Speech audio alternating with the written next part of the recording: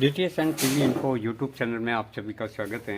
आज हमारे पास में एक डीटीएच की पावर सप्लाई है, इसको रिपेयर करेंगे। इसके अंदर क्या प्रॉब्लम है उसको बारीक से देखेंगे कि आपको कैसे इसको रिपेयर करना है। बहुत सारी पावर सप्लाई है मेरे पास में, तो इसकी पूरी जानकारी भी लेंगे। साथ में एक बार देख लेते हैं पहले सप्लाई। इसके अंदर कंटिन्यूटी मोड पे रख देता हूँ मैं इसको। अगर पहली बार हमारा यूट्यूब चैनल देख रहे हो तो चैनल को सब्सक्राइब करें और बेल आइकॉन पे क्लिक जरूर करें। सबसे पहले आपको सप्लाई इनपुट हो रही है कि नहीं हो रही है, ये ख़राब है, मैं पहले ही देख चुका हूँ।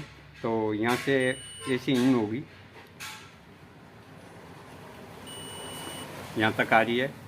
यहाँ से ये फिल्टर लगा हुआ है, अगर ये ख़राब होगी तो भी आगे आपको ये नहीं जाएगी।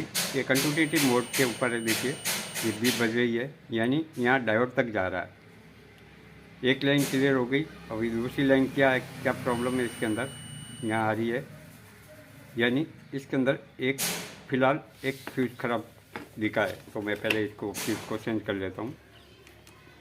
ये हाई वोल्टेज आने की वजह से ये फॉल्ट हुआ था। ये देखिए फ्यूज़ खराब है, तो मेरे पास में फ़िलहाल इसके अंदर से निकाल के लगा देता हूँ और चेक करके लगाएंगे कि बाई चांस ख़राब तो नहीं है।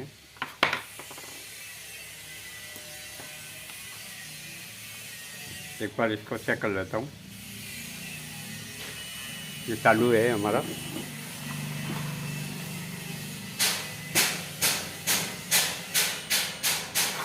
चालू है। फ्रिज मैंने एक बार चेक कर लेता हूँ। चेक करने के बाद में ये देखेंगे, ये देखो चालू है, तो इसको लगा देता हूँ वापस और आगे वापस पीछे की साइड चेक करेंगे कि हमारा ये सप्लाई इनपुट होगी कि नहीं होगी। ये हो रही है, यानी यहाँ से यहाँ आ रही है। ये एक छोटा सा ट्रांसफर है, ये एसी को फिल्टर करता है। अगर ये नहीं होगी तो आपके टीवी के ऊपर हल्की सी लाइन कभी कभी आपको देखने को मिलती है, इसी की वजह से आती है। टीवी के अंदर भी ऐसी लगी होती है, सीआरटी टीवी के अंदर ऐसा आपको मिलेगा। तो वो ख़राब होने की वजह से भी आपको हल्की सी लहर आपको देखने को मिलती है। ठीक है, इसके अंदर मैं एक बार सप्लाई दे देता हूँ। सप्लाई दे के चेक करेंगे कि हमारा सेट ये कंप्लीट है कि और कोई प्रॉब्लम है। आप इसको बारीकी से आराम से चेक कर सकते हो।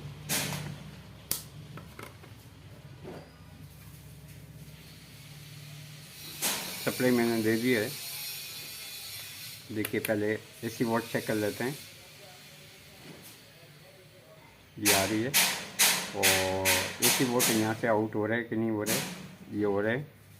ठीक है, अभी हम इसके मेन फिल्टर के ऊपर चेक करेंगे। ये यहाँ पे फिल्टर लगा हुआ है, आपको मैं बता देता हूँ। यहाँ पे आ रही है। अभी हमें आउटपुट के अंदर मिल रहा है कि नहीं मिल रहा है उसको चेक करेंगे। आउटपुट के अंदर ये देखो सप्लाई मिल रही है।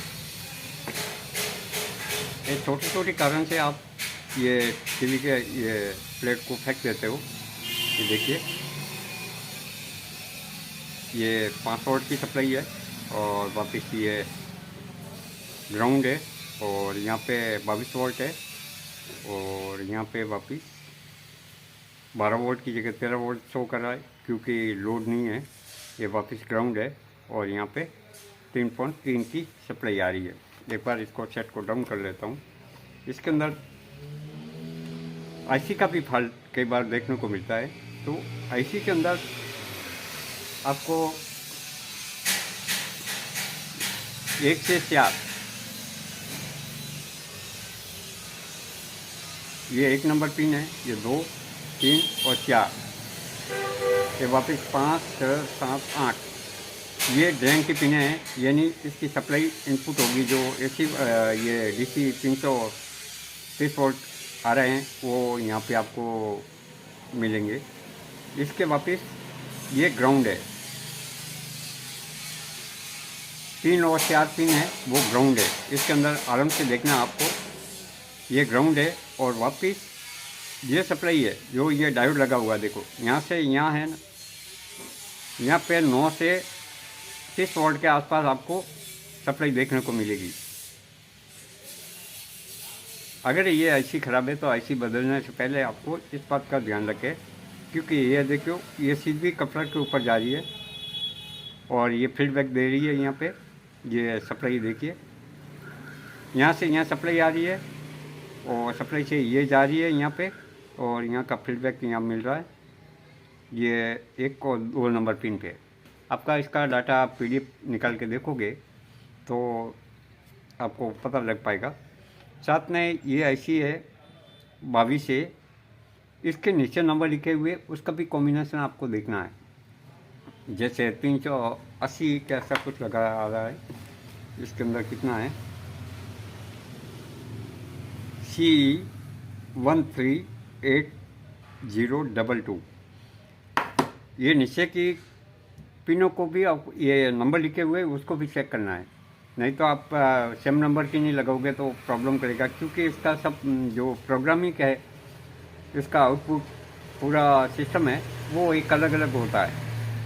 आईसी के नंबर आपको सेम मिलेंगे, अलग अलग किट है, अलग अलग एम्पेयर के ऊपर है, सब ये अलग अलग आता है। इस चीज़ का हमेशा ध्यान रखें। ये नीचे के नंबर भी मैच करवाना। आप देखोगे 22 से लिखा हुआ है, सेम नंबर की आईसी है, नहीं, इसके नीचे जो CA पे GP लिखा भी आ रहा है। जैसे पहले आपको पता हो तो DVD की इनबिल्ट पावर सप्लाई आती थी, तो पावर सप्लाई के अंदर भी ऐसी लगी आती थी, लेकिन उसके अंदर GP ने ये सब लिखा आ रहा था। तो इस बात का ध्यान रखें, ये नीचे की नंबर भी आपको देखना है, फिर आपको ये काम करना है। इसके अंदर मेन ये डायोड को भी आपको चेक करना है। अगर आपको ऐसी उड़ी है, इसका कोई कारण है कि कोई न कोई तो रीजन है कि ये कैपेसिटर ये डायोड है, डायोड को चेक कर लेना है आपको। ये कंटिन्यू मोड पे लगा के देखोगे तो आपको कंटिन्यू मोड पे मिल जाएगा। ये वापस कैपेसिटर की प्रॉब्लम के कारण से भी कई बार समस्या आती है, और ये को भी शॉर्ट हो जाता है कई बार, इस बात का ध्यान रखें। और ये 100 का है, इसमें का 100 का 1 मिनट रेस्ट लगा आता है, 100 का होना चाहिए मेरे हिसाब से। आपने किया है 1 मिनट से आपने10K का है, आपको दिखा देता हूँ। 10K का है। इसके अंदर कलर कौन से हैं? हाँ, ये पीछे ऑरेंज है, ब्राउन, ब्लैक, ऑरेंज। 10K की टेस्टिंग लगी हुई है, तो इस बात का ध्यान रखें। और दूसरे भी एक किट हमारा रेडी है, इसके बाद में एक किट और देख लेता हूँ मैं। दूसरा किट आपको दिखाता हूँ। ये ऐसा किट है, इसके अंदर देखो पूरा सिस्टम थोड़ा अलग है। इसके अंदर भी क्या है ये देखिए, यहाँ पे पिनों का देखो पूरा कॉम्बिनेशन अलग है, पूरा का पूरा सिस्टम अलग है। वहाँ पे इसके ऊपर देखिए एक साइड पूरा का पूरा ये चारों पिन को मिलाया हुआ है, यानी ड्रेन की ऐसी है। और यहाँ पे सप्लाई इनपुट होगी और यहाँ पे ग्राउंड है। तो यहाँ पे 1 2 3 4 यहाँ से कहाँ से ग्राउंड दिया है, ये प्लस पॉइंट आ रहा है, यहाँ से यहाँ आ रहा है। और कौन सी साइड है, ये 1 नंबर इधर है। 1 2 3 4 ये सेक्शन दिया हुआ है, देखिए यहाँ से सप्लाई इनपुट हो रही है। ये यहाँ से दिया हुआ है माइनस पॉइंट, और यहाँ से सीधा यहाँ आया है। तो सबका आपको एक सिस्टम है, अलग अलग है। आईसी का पूरा डायग्राम को देखना चाहिए आपको, उसके बाद में आप रिपेयर कर सकते हो।